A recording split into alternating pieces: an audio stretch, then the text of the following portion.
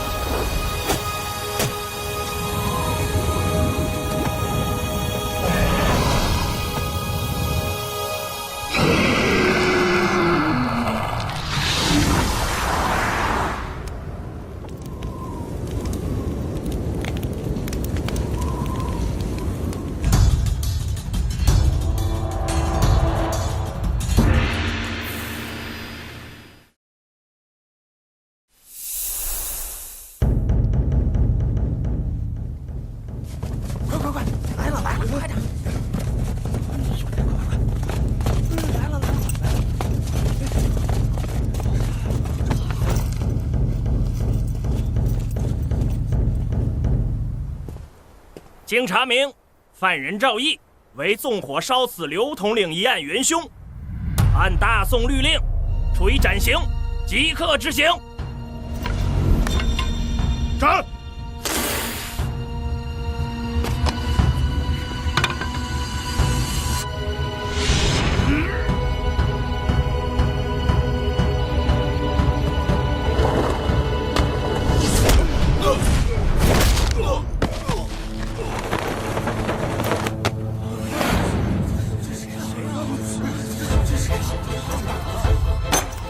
何人作乱，给我拿下！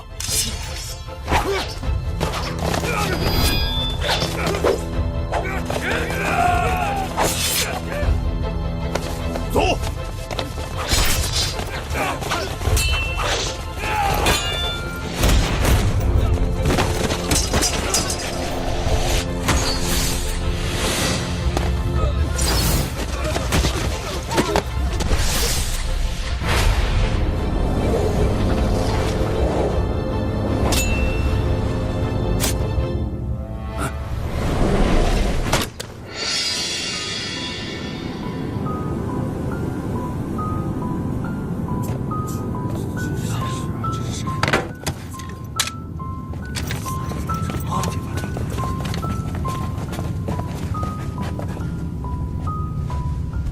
提刑官宋大人奉旨办案，看谁敢胡来！宋慈，拜见2位大人。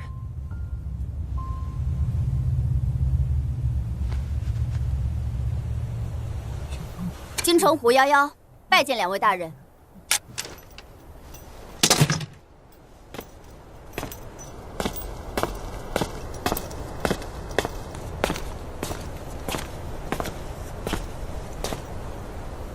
2位大人，此案定罪赵毅，可有实证？哼，实证，人就是他杀的。库房起火当晚，只有他一人值守，单凭他玩忽职守让库房起火，我就可以要他脑袋，还要什么实证？二将军，大宋刑法，杀人者当斩，大宋军规，渎职者即当斩。但本案还未查清，如此草草了案，恐怕会错杀无辜，让凶手逍遥法外。凭什么说我杀错人？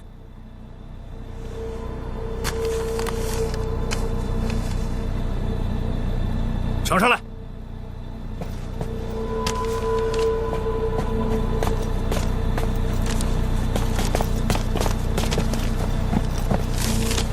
大人，此信是刘将军几日前寄给我的。信中说道，近日怪事连连，搞得边关将士军心动荡。信中还说到，几日后的祭祀恐怕会生变。但就在收到信后，刘将军就被害了。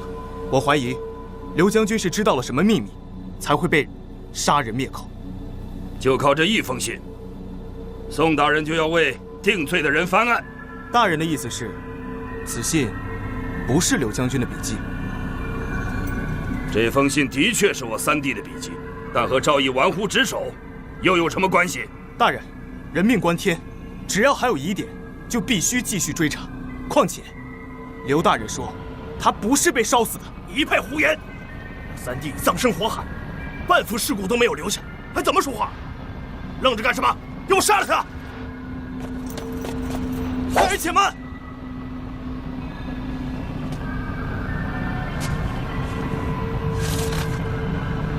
没有。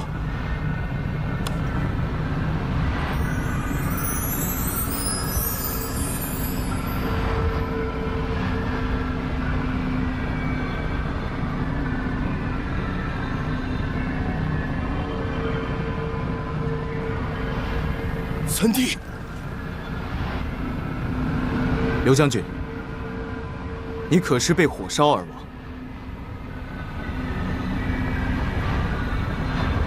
那个人是否是杀害你的真凶？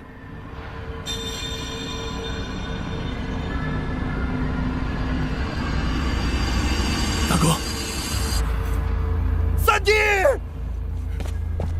三弟，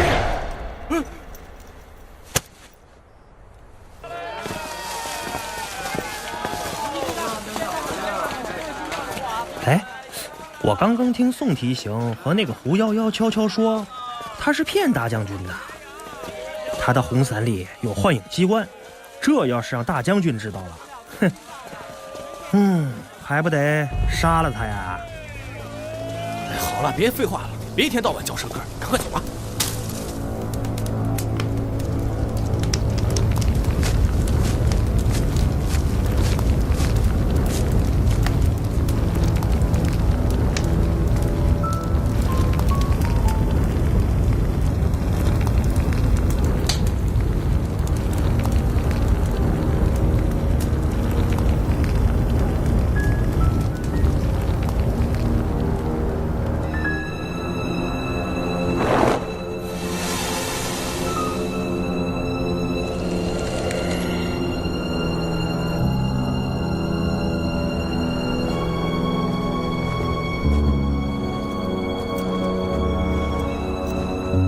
火烤之后，人体残余的油脂会融化，胡麻会粘在上面。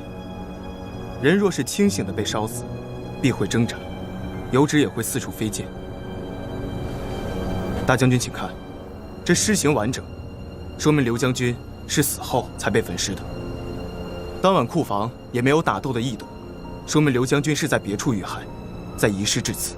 刘将军在别处被害，可赵大人当晚一直在库房内，难道凶手真的另有其人？混账！这里有你说话的份儿吗？大将军，这满营的军士皆可以证明赵毅当时并没有作案时间，而具体的作案手法，需找到真正的犯罪现场，方能查明。大人不好了！大人，那赵夫人把自己关在房里，要寻死。小爱，小爱，小爱，别动！什么？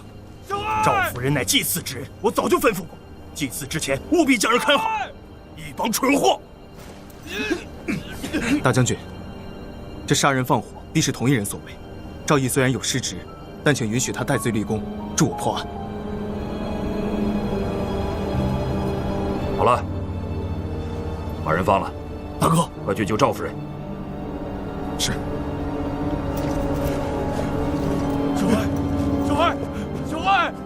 着干什么？快去把人给我看好！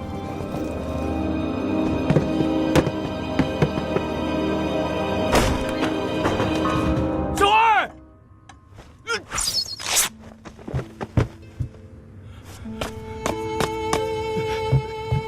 小二，小二，小二，小二。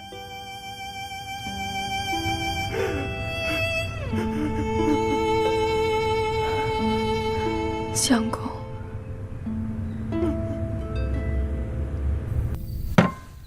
什么破酒？吃菜。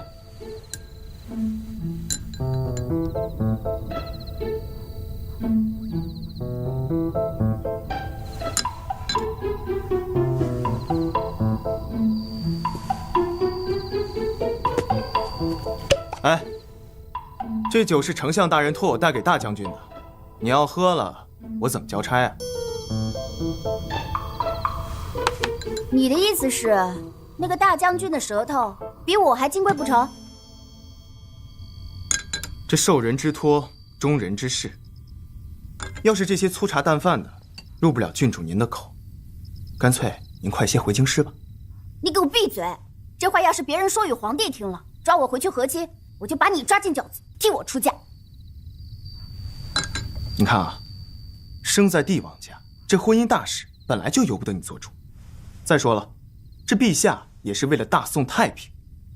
大宋太平，那是靠我一个人能稳住的吗？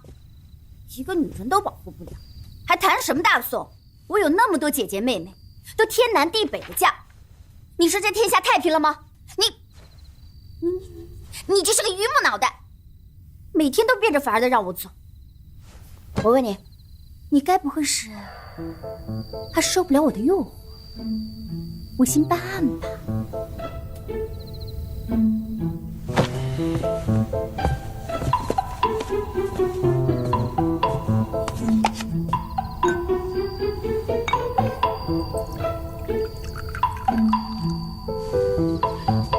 不是要喝酒吗？来，给你。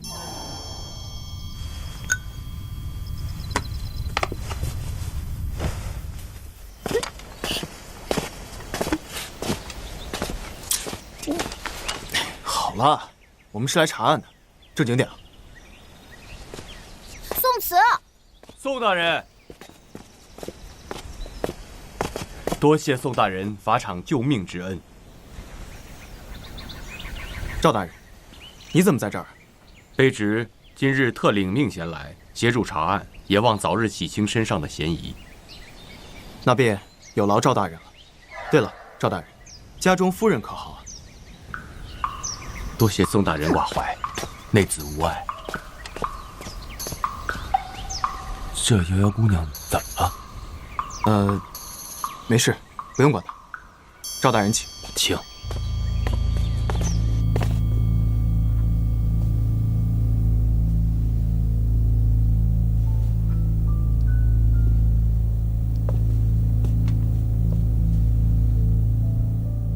别动，别破坏案发现场。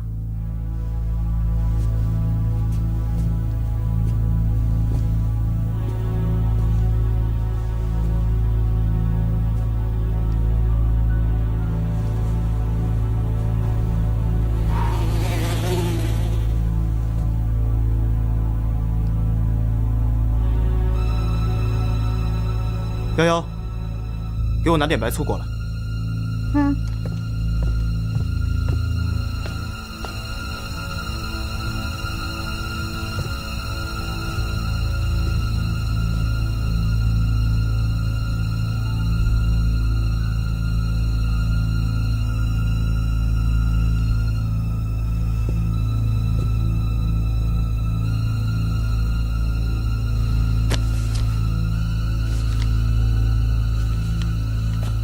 醋来了。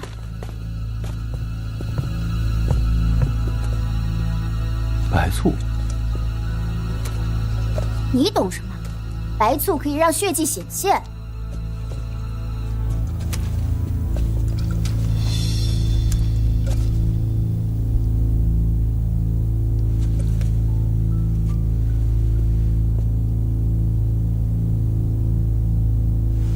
瑶瑶，把他拔出来。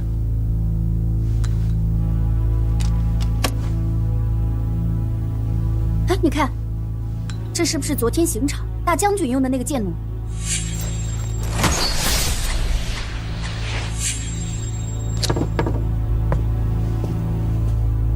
大人，你看。哎，你们看，血迹真的出来了，一定是这个大将军想杀死三将军，然后又打不过他，就先用暗器伤他，打斗过程中留下了这一番血迹。瑶瑶，看来是时候去大将军府走一遭了。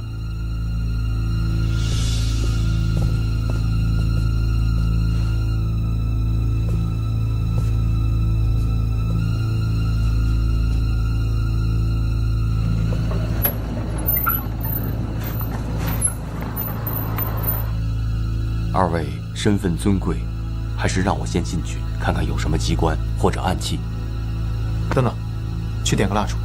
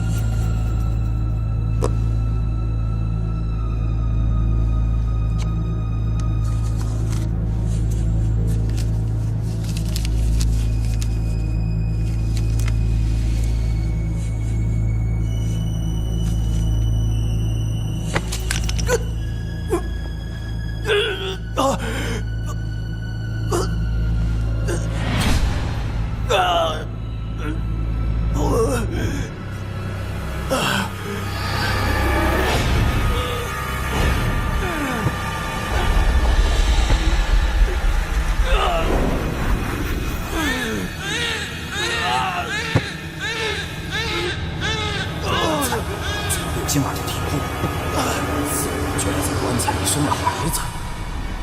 棺材里写了：杀了他，杀了他，带来厄运。杀了他！求求我，我不嫁，我不嫁，我不嫁！求求我，我不嫁，我不嫁，我不嫁，我不嫁！求我，我不嫁！求我，求我！瑶瑶，瑶瑶，瑶瑶！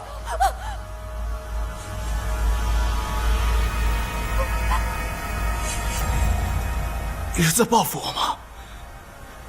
宋慈，宋慈，别怕，别怕，都是幻觉。小爱，小爱，等等我，我来陪你。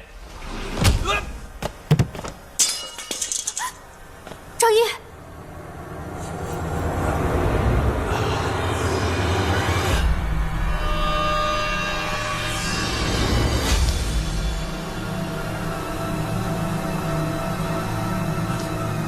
你没事吧？我是怎么了？我也不知道，我就感觉自己跟做了一个梦一样。我们中了迷药。迷药？什么迷药这么厉害？信呢？信刚不是在你手上吗？有人偷走了信。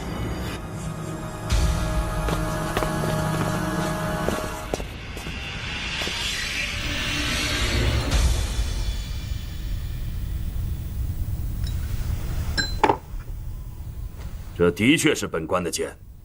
你倒是坦白的还挺快。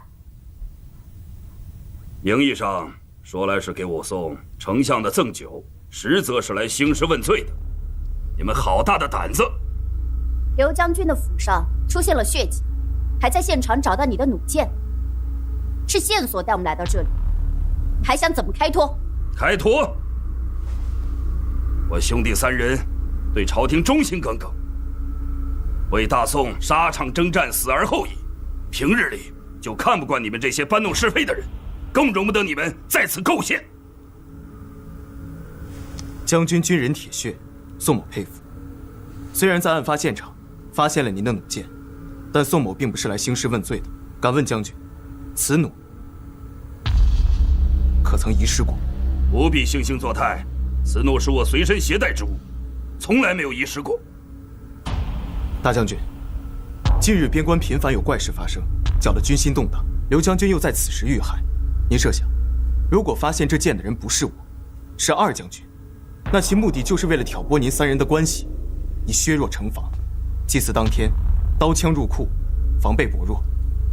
这背后一定有更大的阴谋。危言耸听。有什么凭据？我们在刘将军的密室发现了一封书信，我怀疑此信的内容应该和中元节祭祀有关。又是信，把信拿来看看。那信被人劫走了。没有凭据胡说八道，军情大事岂是儿戏？巍巍大宋不是靠一张嘴守住的。我给你3天时间，3天破不了案，本官就治你扰乱边关之罪。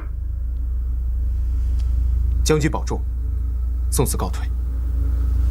走。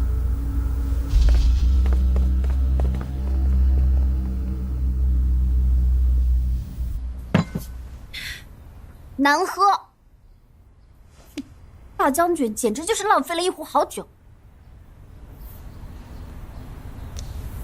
这鬼天气也是潮得发霉，我手上都长出疹子来了。不过那个刘将军也算得上是一个爱书之人，府上的书都保存得极好的，想必也是时常拿出来晾晒。前些日子我母亲还大发脾气，说府上的下人没有好好保管好他那些古董书，书都生霉了。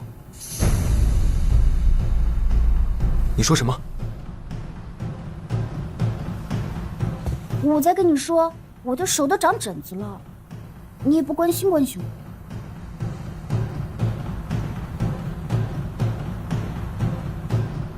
不是这个。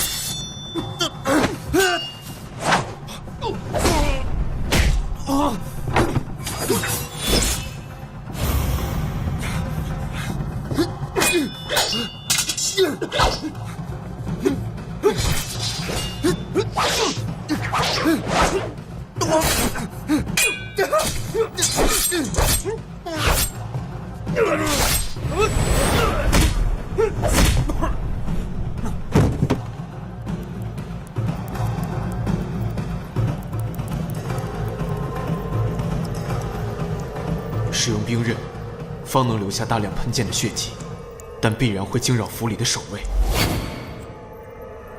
不对，没有兵刃。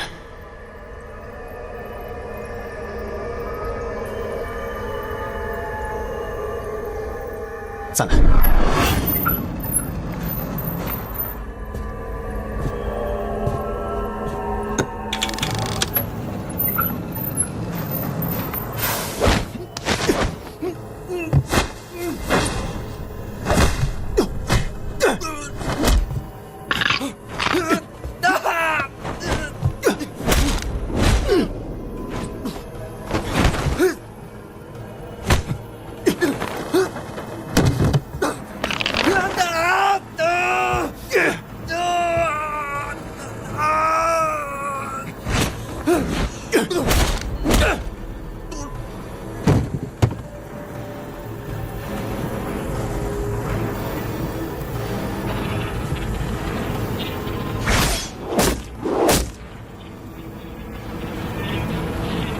血迹是伪造的，现场是精心布置的。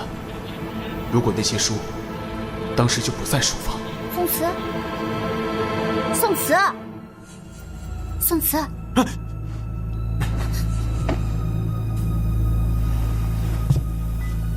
你是不是知道谁是杀人凶手了？是大将军吗？为我跟你说话呢。哼，又开始装模作样。不过我喜欢。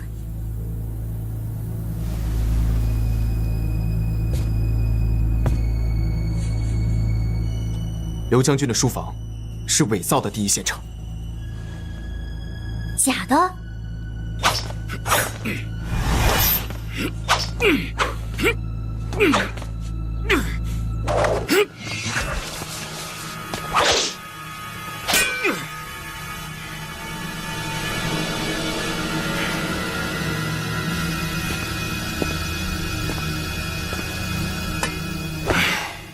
来人，上酒。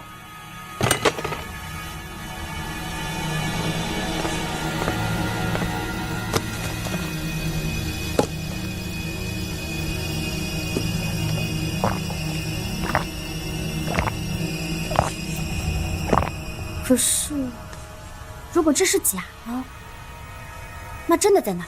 书房确实是案发现场，但刘将军死状是伪造的，而且我还推测出了凶手遗失的手法。书房里少了一个箱子，刚好可以藏人。那不是只需弄清楚是谁移走这个箱子，不就知道了？哎，你说，在密室，会不会是大将军把我们迷晕，然后偷走了信？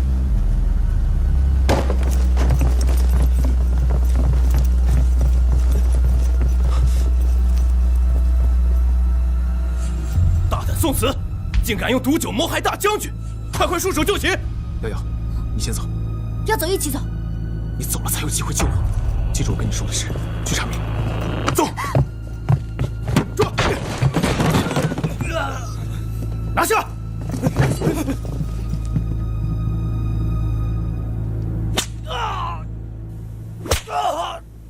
大人，还是不认罪，拖进大牢，等二将军回来处置。是。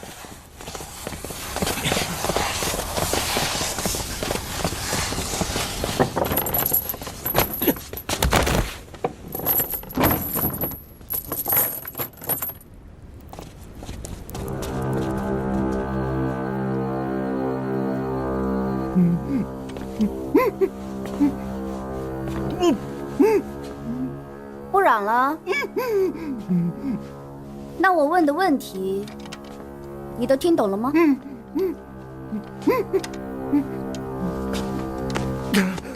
说。将军被害那日子确实没晒书啊，是前日晒的。后来将军在书房关着房门不让我们进去，直到第二天将军被害，那书也是他被害后匆忙归置进去的。还有呢？还有，那里确实还有另外一个箱子。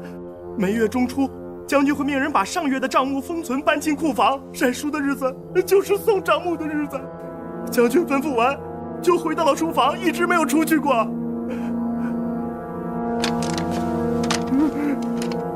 你怎么确定？他从来没有出来过。那晚我派人去给将军送膳，可将军说他染了风寒，不想用餐，还吩咐我们谁也不能去打扰他。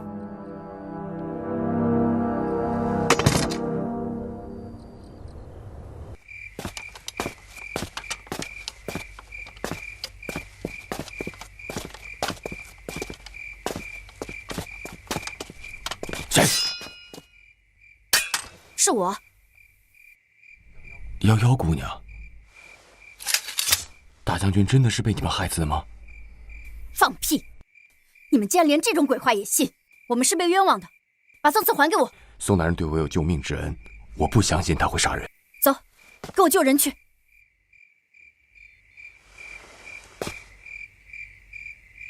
小人身为严清，况且我身上的罪名还未洗清，实在是……你到底是救还是不救？我……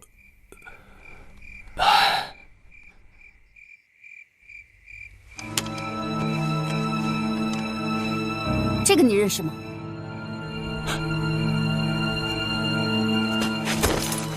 小人有眼不识泰山，不知郡主身份，罪该万死。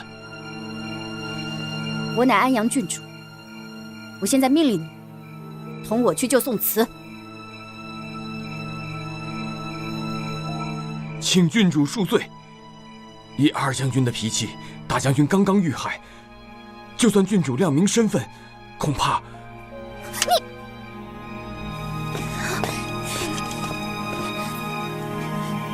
你简直就是贪生怕死！我自己去救。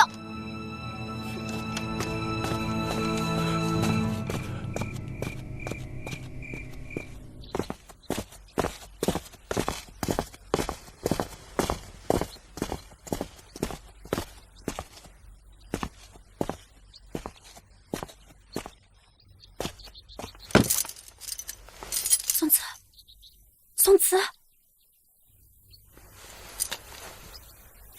宋慈，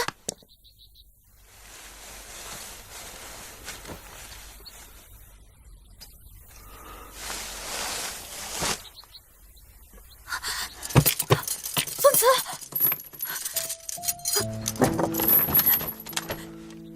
你怎么伤成这样了？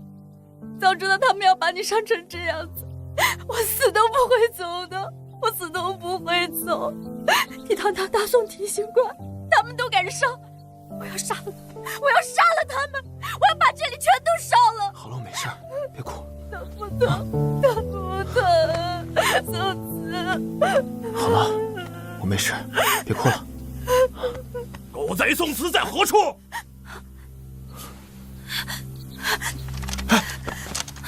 你干嘛？出去找死吗？我不出去，不出去难道在这里等死吗？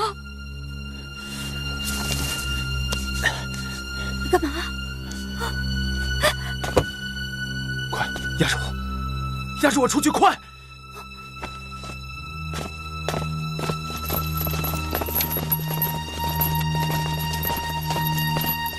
大人，狗贼宋慈人在何处？在里面，将军。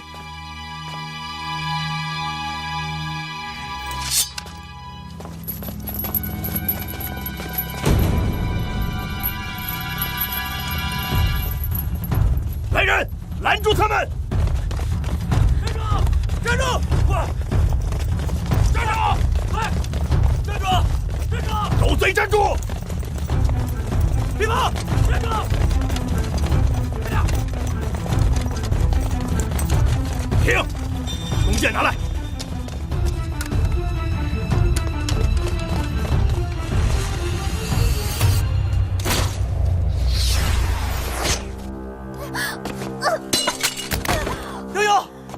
瑶瑶，没事，你先走。给我拿下！快，抓住他们！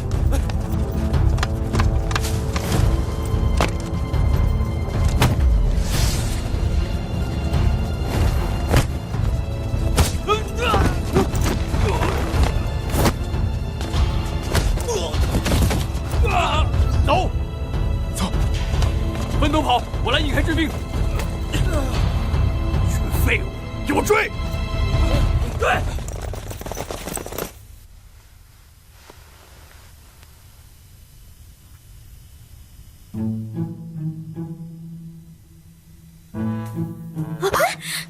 什么呀？什么玩意儿？来，大爷。哎呦，姑娘，你总算醒了，可担心死姐姐了。滚！滚！滚滚滚！妹妹不开心呀，我们马上滚。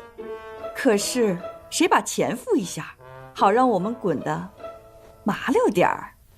胡瑶瑶，把钱给了。我哪有钱？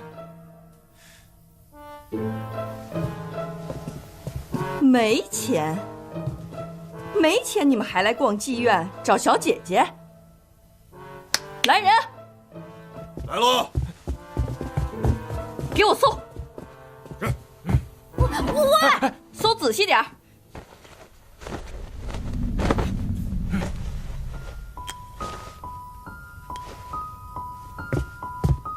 什么破玩意儿？破玩意儿！你眼瞎你！这玩意儿都能买你100个妓院了。这要是假的，我打断你们的狗腿！我们走。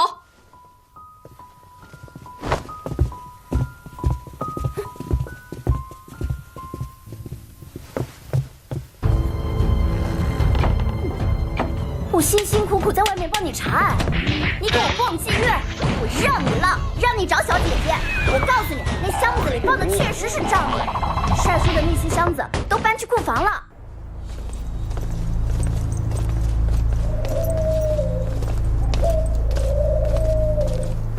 走。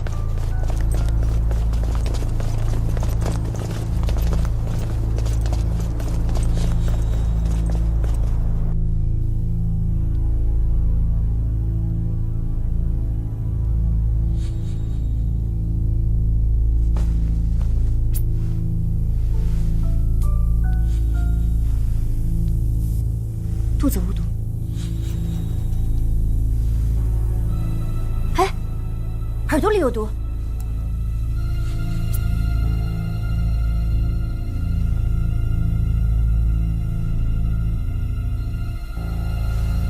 鼻子里也有毒。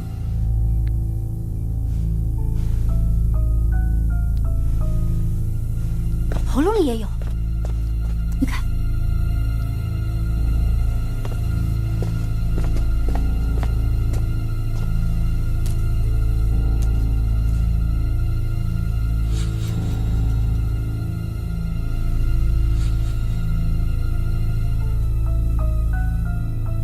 你看，喉咙以下全部无毒，只有耳、鼻、口这3处，您真是发黑，说明这毒应该不是内服。口耳鼻相通，如果毒是从口部进，那他的喉咙应该发黑，所以我觉得只有一种可能性，毒是从耳朵滴入的。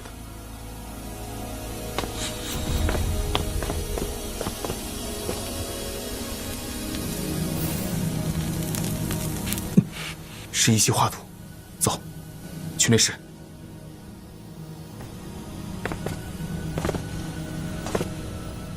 一稀花，对，和密室迷惑我们的花一样。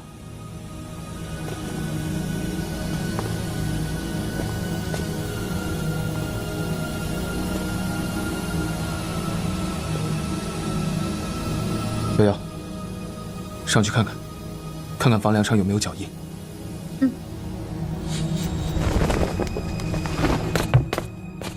瑶瑶，有脚印吗？有。顺着脚印走。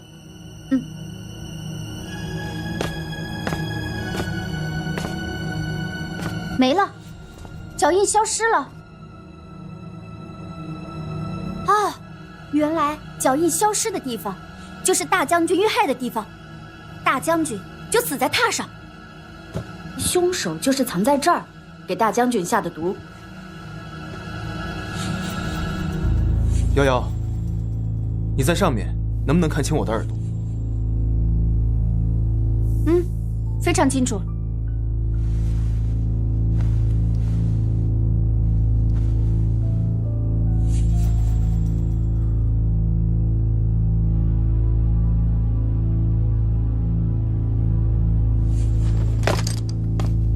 喂，你又在勾引我？哎，你干嘛呢？什么人？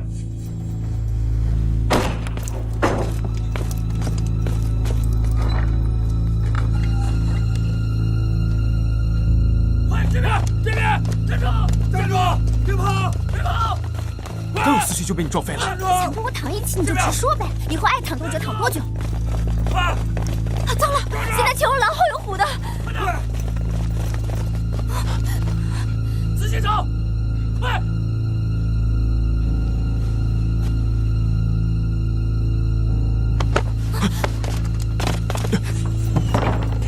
快！这边！快，救我！那边搜索！快快快！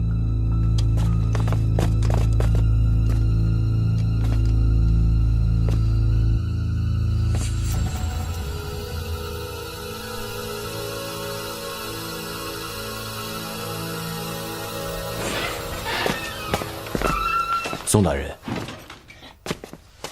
郡主，之前不知郡主身份，多有得罪，请郡主恕罪。看在你救了我们的份上，饶了你。多谢郡主。你怎么知道？你之前被抓，我一时着急，就去找赵大人帮忙。二位放心，我绝不会透露郡主的身份。不过，你们不是逃出来了吗？我们去了大将军府。来，坐下说。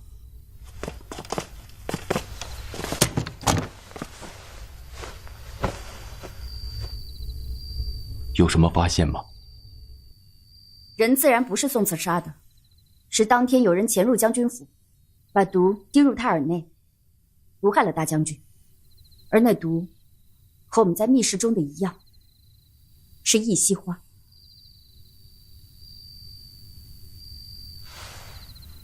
是尊夫人？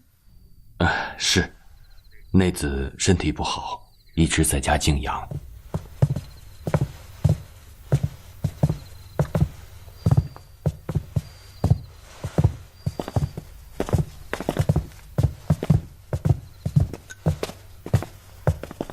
见过宋大人，多谢大人对我家相公的救命之恩。不必多礼，您快请起。大人已经免你礼了。来，坐，坐。喝杯茶。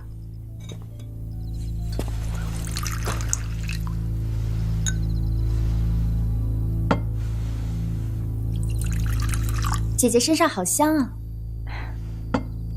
郡主见笑了，这是普通的熏香。内子自从诞下小宝之后，身体一直虚弱，于是请了名医，开了这鹰嘴香，长期熏于内室，安神健体。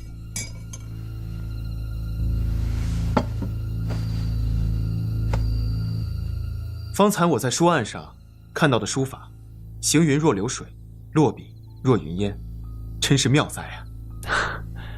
夫人闲来练笔，让宋大人见笑了。赵大人，哎，方才提到异稀花，你可曾知晓？愿闻其详。这种花生性极阴，极为罕见，生长在幽冥处，是犬风国特有。那日我们在刘将军密室就是中了此毒。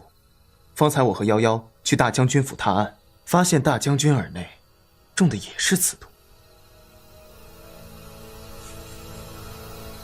可这犬风早在10年前就已经灭国了，怎么会和他有关呢？就算是残余集结，谋图反宋，那岂不是以卵击石吗？所以我觉得他们是冲着祭祀来的。如此说来，不管发生什么，都是威胁边防。在祭祀时，不能有凶煞的物件出现，所以刀枪入库。这时边防是最薄弱的。如果敌人此时趁机里应外合，那后果不堪设想啊！这么危险，那就暂缓祭祀不就完了吗？这祭祀是陛下亲批的，怎么可能说停就停啊？而且，如果不驱散怨气，边城百姓不得安宁。现在当务之急，就是将此事禀告二将军，让他早日防备，或许可以将敌军一网打尽。对，这天快亮了，我即刻动身前去禀报二将军。就你二将军那暴脾气，能听你的吗？还是我同你去吧，毕竟我是安阳郡主，他奈何不了我。也好，宋大人放心，我会以身家性命保护郡主。小爱，一会儿带宋大人前去厢房歇息，明天还要祭祀，你也早点休息啊。走吧。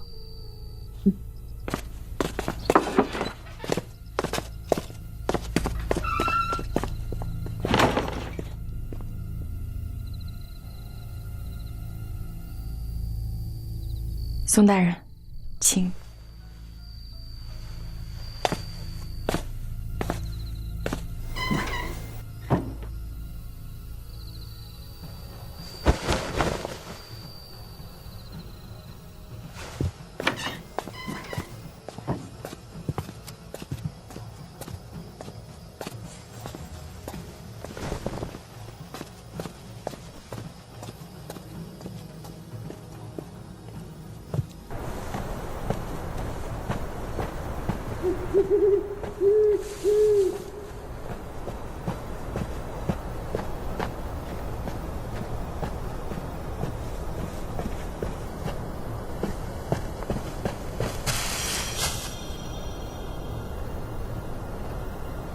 果然是你。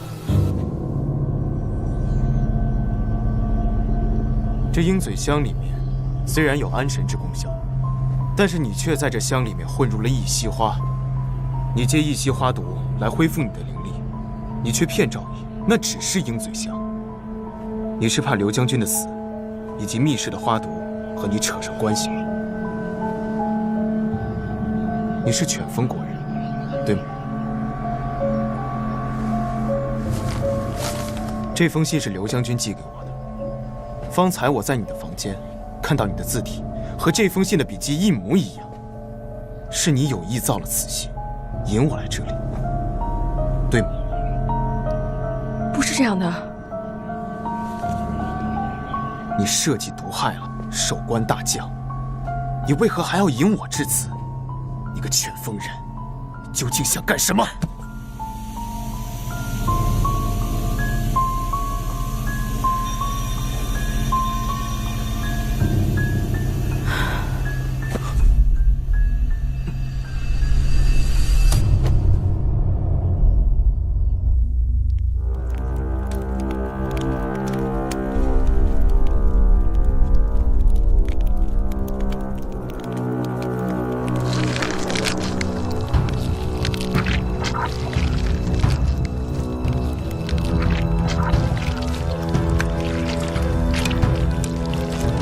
小心！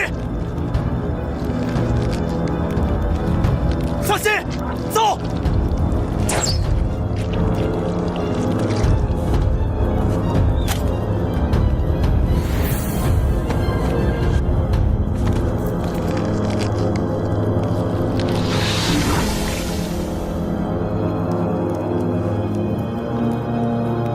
将军，可怜将军，你还活着！我杀了那妖女，我杀了那宋国妖女。将军，我们回犬风吧。回哪儿去？败兵之将，亡国何为家？回去，还不如去死。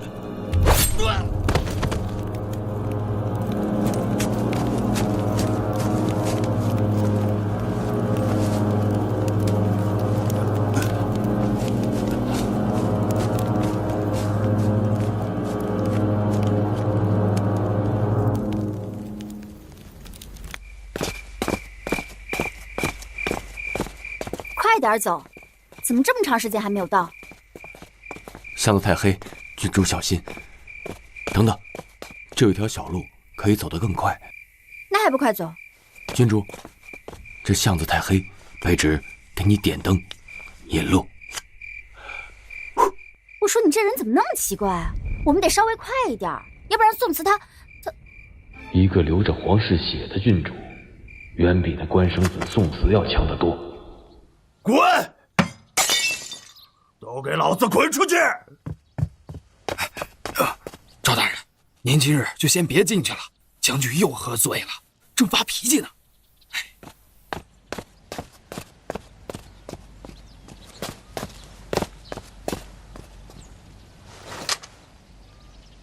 大人，该开始准备祭祀了。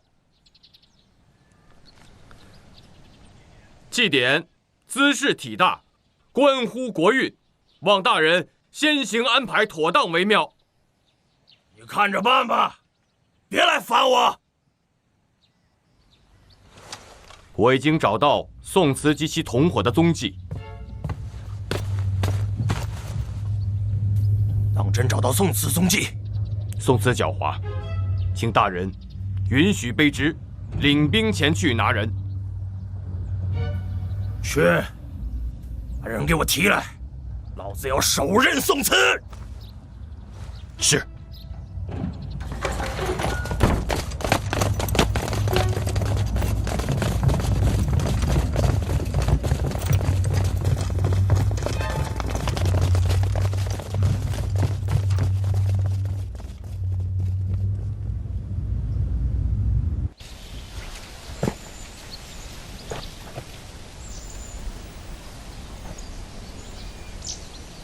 你全心全意付出，却如黄粱一梦10年，值得吗？值得。即使他骗了你。报告将军，家中无人。赵毅他一直是我全部的梦想。报告将军，夫人不在房中。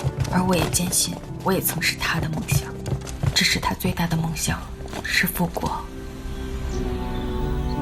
他没有骗我，10年的相濡以沫是真的，我能感受到的幸福也是真的。况且我们还有小宝，看着他一天一天的长大，难道这些都不是真的吗？我记得那年，我受伤后昏迷不醒，半睡半醒间，我知道是他一直在照顾我。后来我醒来，那天外面正好下着大雪，我们2个就坐在廊下看雪。他的发丝上落满了雪花，我就那样看着，看着，突然就觉得一生就那样看到了头。霜雪落满头，你倒是白首。从那一刻起，我就想要和他在一起，好好的爱他，好好的活着。因为我们巫族后裔本就寿数难成，他为我寻来了犬凤国的一席花，为我治病。我曾经怀疑过，但是我只愿做他是真心的为我。爱就像飞蛾扑火，你明知道可能会受伤，但是还是义无反顾。就像夭夭姑娘一样啊，她看你的眼神，我能明白。我告诉你，我这辈子跟你耗定了，不怕逮不着机会。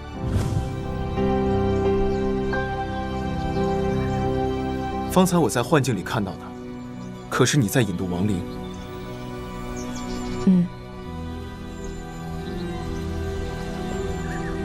每次战争，都有成千上万的士兵死于战场，没有人给他们收尸，连他们的魂魄也只能飘荡在战场上，无所托，无所依。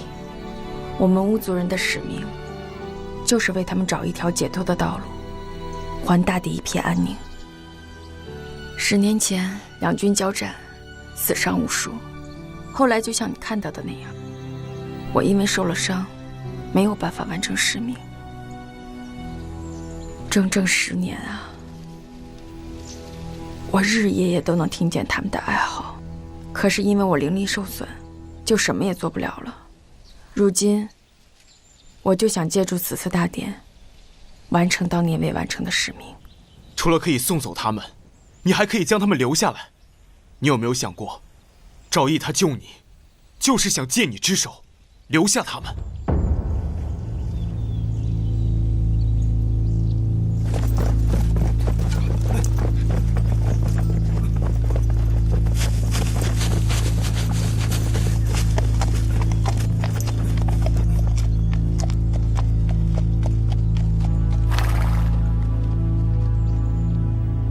小爱，是不是宋慈逼迫你来这儿的？来，到我这儿来。事到如今，你还要欺骗下去吗？你什么意思？赵毅不明白，那赫连将军可否明白？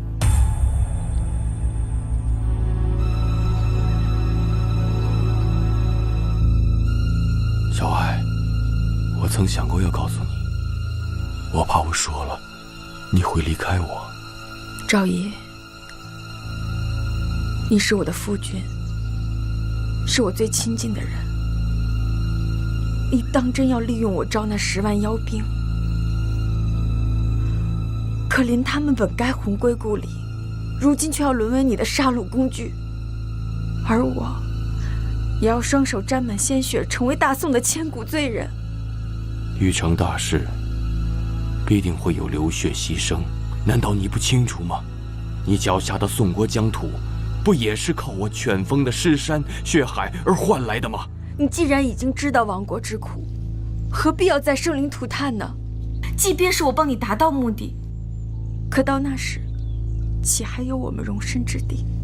况且，你要对大宋赶尽杀绝，那我身为大宋之人，是不是也要死在你的刀下？小爱，我从未想过伤害你。你只要帮我完成复国大业，我们一家人一样可以幸福的生活。你不是说我们是至亲之人吗？那请你相信我。相公，只要你现在停手，一切我皆可原谅。我们一家随你天涯海角，你可愿意？你为什么非要逼我？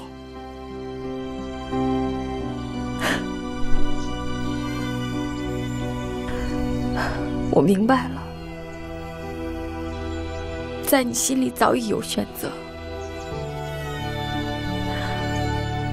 复国对你来说，比我们更重要。带走夫人，拿下宋慈，给我跟上！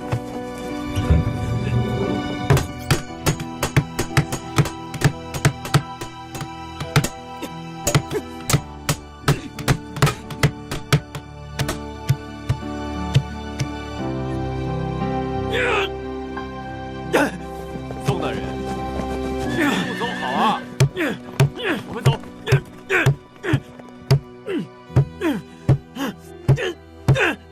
才子不祥，杀了他！杀了他！杀了他！他会带来厄运。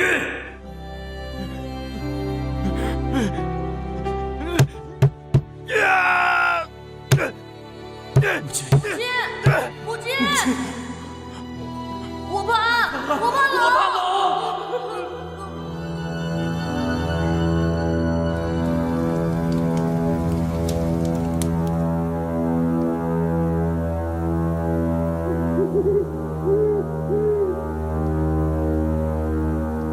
赵毅，你混蛋！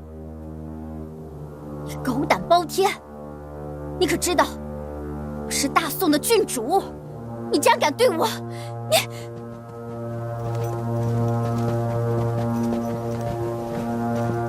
赵将军，二将军喝多了，只能抬进来了。请二将军就坐观礼。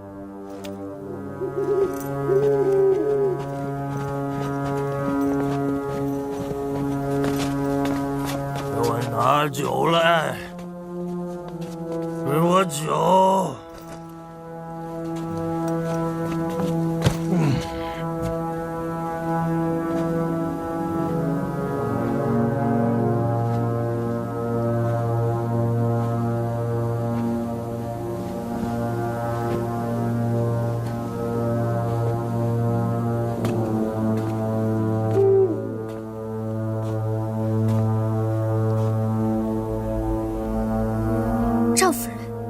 赵夫人，赵姨她说宋慈死了。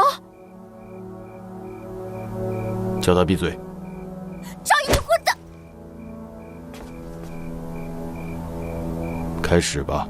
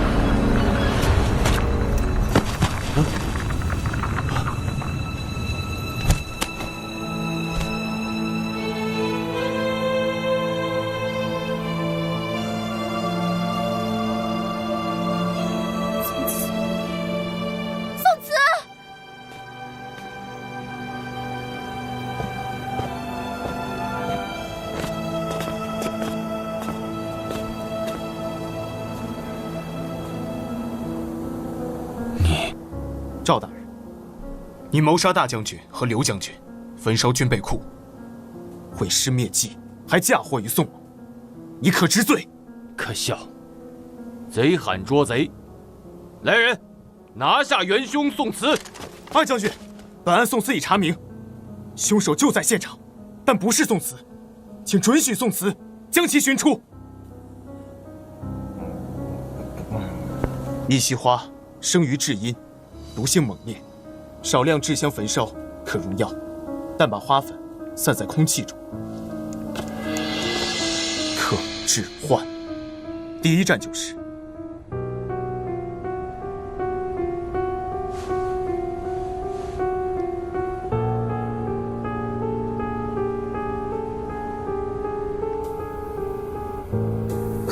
宋慈，宋慈，我就知道你没有死。傻丫头，我没事。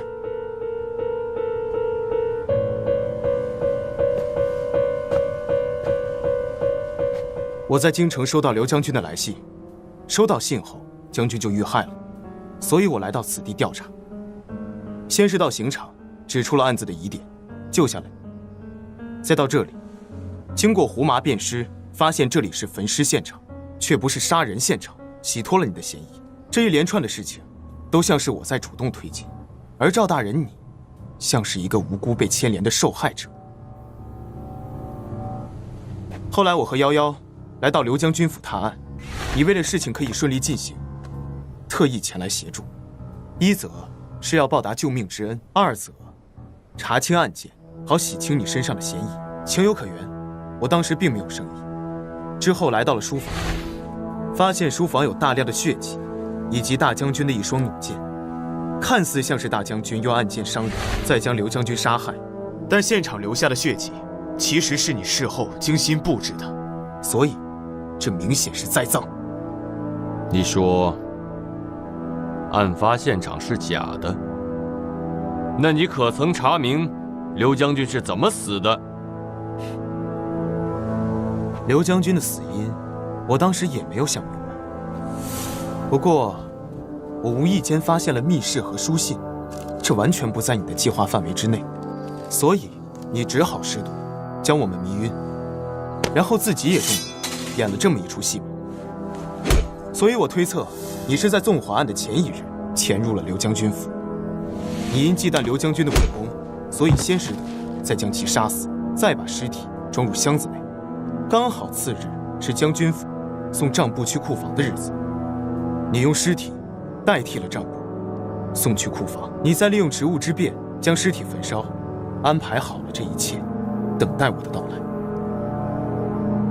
你们断案之人最讲究证据，你说的头头是道，可有半份凭证？你回忆一下，你杀人的那天，书房里是不是空的，没有书？夭夭已经去调查过了，将军被害的前一日，曾吩咐过下人把书房里的书卷拿出去晾晒。你杀人后，假冒将军在书房，称作自己身体不适，不准下人进来打扰。当然，下人也没有进来。直到下午，府里的下人才把书卷给搬回来。你想想，我们当日探案，书房的书卷上有大量的血迹，试问这怎么可能？其实当时如果有更多的时间仔细想想，就能明白所有事情的关联，只是后来的事情发生得太仓促。这壶酒是丞相大人托我带给大将军的，夭夭也曾喝过半碗，所以我确信这酒绝对没有毒。再看房梁上，房梁上有凶手的脚印，凶手正是潜伏在房梁上，用一稀花的花毒滴入了大将军的耳内，将其杀害。我和夭夭在大将军府查完线索以后，遇到官兵的追赶，赵大人你又再次相救。到了你的家中，发现书案上的字帖，居然和刘将军寄给我的书信一模一样，但是你却谎称说，这书信是夫人的笔迹。当时夫人的神情太过于慌张，以致我以为夫人才是整件事情的幕后主使者。夫人当时在房间里面听到了我和你的对话，得知所有事情的关键就是一稀花，而你又常年用一稀花给夫人治病，所以夫人跑到破庙去查看一稀花究竟还在不在。赵毅啊，夫人是多么希望整件事情跟你没关系。再后来，我跟踪夫人来到了破庙，得知巫族一直靠符号记事，根本不通晓什么文字。夫人是因为你撒的谎，才惊慌失措，并且我在夫人的幻境当中，发现了你是犬风国人，是所有事件的幕后主使者。我后来才明白，当时盛怒的二将军要来监狱杀我。赵大人，你再次相救。不，应该是赫连将军。其实你要救的并不是我，是郡主。郡主的皇室血统，是你达到目的的关键。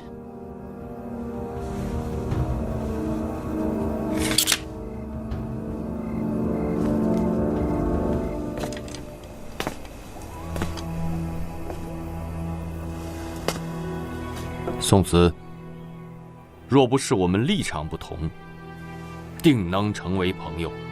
赫连大将军，你杀二将削弱城防，然后准备这个祭祀，利用小岸召唤恶龙，外合集结城外残部，想一举毁灭大宋。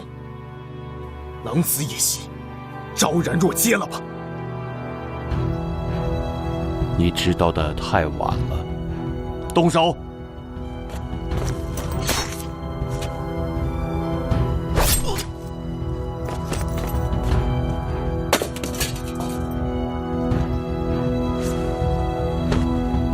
宋慈，为了今日，我筹划了10年，如若没有万分把握，岂能让你在此放肆？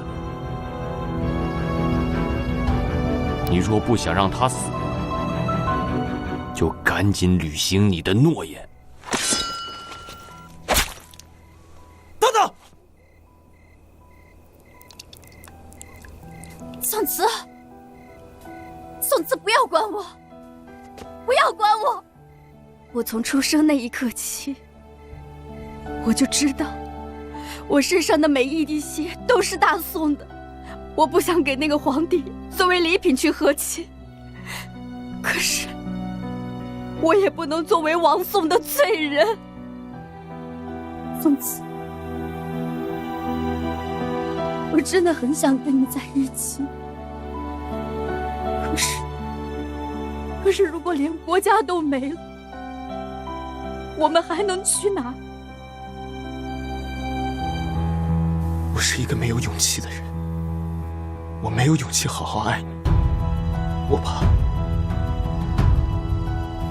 我有一天会失去你，空留下美好回忆，日夜折磨。我现在只想告诉你，遇到你是我这辈子最好的运气。行了，不要在此卿卿我我了。你若再不开始，就没那么好的运气了。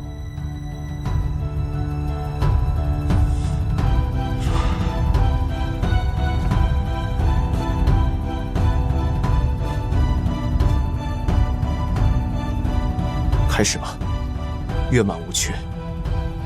这满地的亡灵，入不了6道，无处安放。是时候让他们回家了。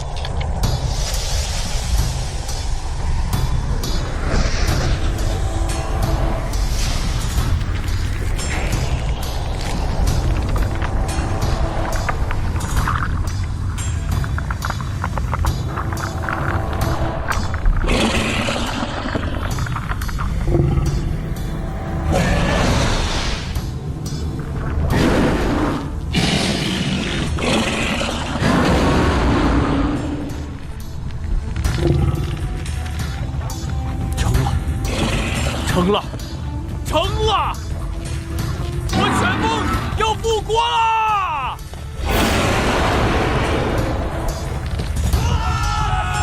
定是我犬风的将士们！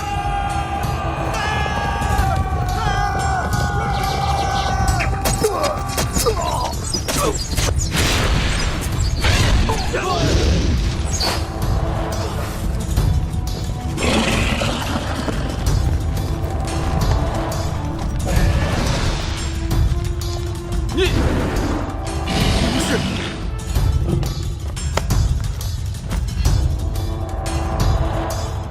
狗贼，睁开你的狗眼，看清楚，这个人你认识吗？耶律大将军，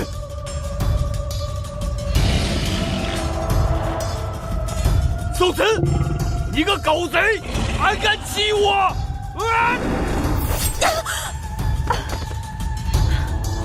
小爱，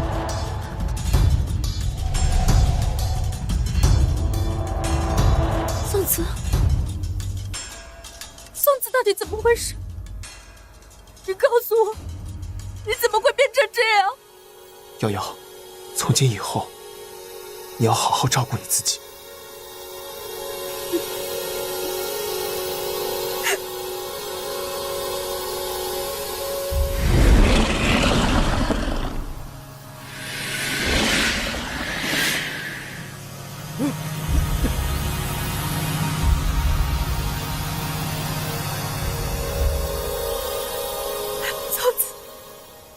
宋慈，不要走！宋慈，不要走！不要消失！宋慈，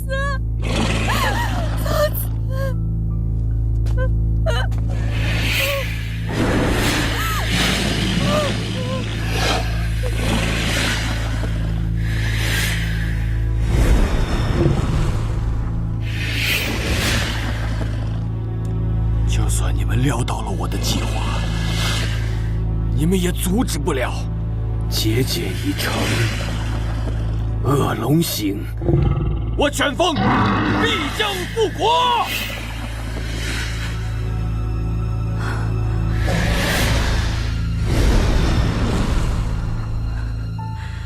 瑶瑶姑娘，宋慈他在城外东边破庙的棺材里。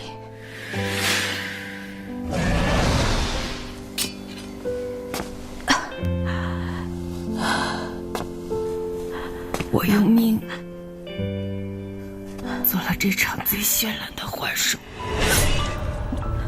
现在看清了你。不，小二，小二，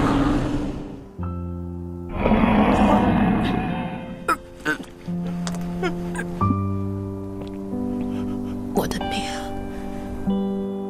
10年前是你救下的。现在还给你。不，小爱，少爷，生生世世，我们都不要再遇见。不要！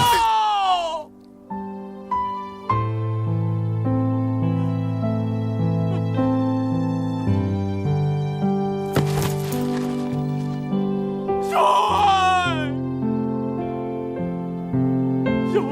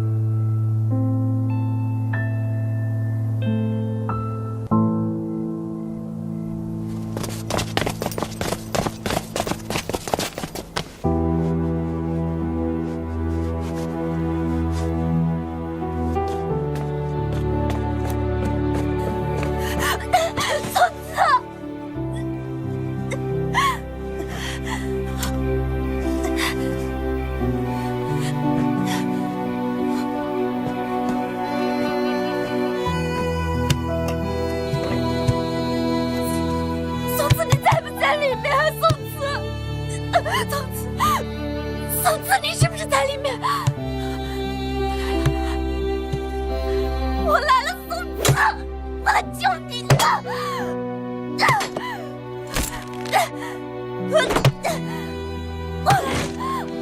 我求你了！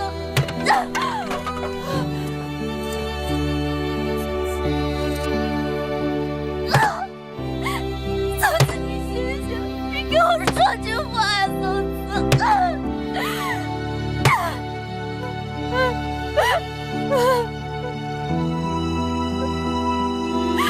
宋慈，你不要怕黑，我来求你了，你不能死，宋慈，你不能死，你不能死，我不能没有你，我不能没有你，宋慈，我不能没有你，你坚持住。每次战后，巫师一族用一席花实施幻术，其实是为了安慰亡者亲人的心。赫连义却认为这一切都是真的，希望通过小爱复活妖兵，才酿成悲剧。那你是什么时候通知二将军的？还记得我们在妓院的时候吗？那时候我给二将军写了一封信，托老鸨交给二将军。查到了，当铺的钱老板说这是皇家的东西。那你怎么知道他会相信你呢？他拿着你的令牌，迟早会知道你郡主的身份，那人一定会去送令牌。所以说，二将军只要拿到了信，手里又握着我的令牌，自然会知道事情的严重性。聪明。